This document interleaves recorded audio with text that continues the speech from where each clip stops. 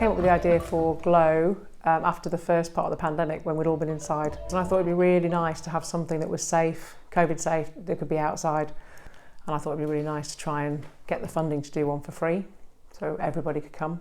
The idea came about 2020. We were originally scheduled to do the event in November 2020, but of course we had another lockdown at that point. And then it was rescheduled for January, February, March, again this November, well, November 21. Finally we made it in February 22. For us at Culture Weston, the thing with the tickets, we've never ever had such a response. We felt like we must have just hit on exactly what people felt like doing in that moment, because we get pretty good attendance, but nothing like that. We've never expected. The day that they went on release at midday, booked 1,560 tickets in about 5 hours on the Monday afternoon. So completely unexpected. But all of that stuff you don't really know until you've tried it. So we were slightly cautious with numbers. I think we know now we could get even more people in. And I wanted it to be really playful. I just wanted it to be like a winter wonderland, really. Some sort of full of magic and experience, things that people haven't seen before and things people have a go on. One of my roles at Culture Weston is the Green Champion, and I've really believed strongly in trying to be as sustainable and environmentally responsible as we can, particularly in events, because these are not essential things. They're essential for the soul, and I do think we need joy and art in our lives, but not at the expense of the planet, so we're trying really hard.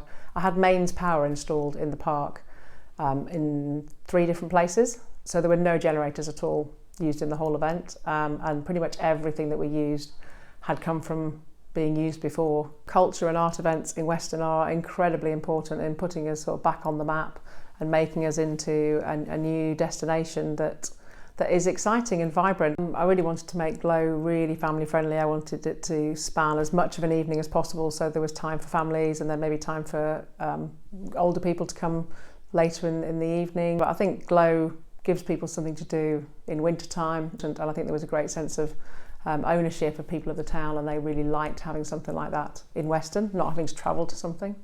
It's really important that everyone gets to see beautiful things together, and that people of all ages just get to have experiences as families, as friends, from a young age, and just see beautiful, inspiring things their whole lives, because I think it changes lives.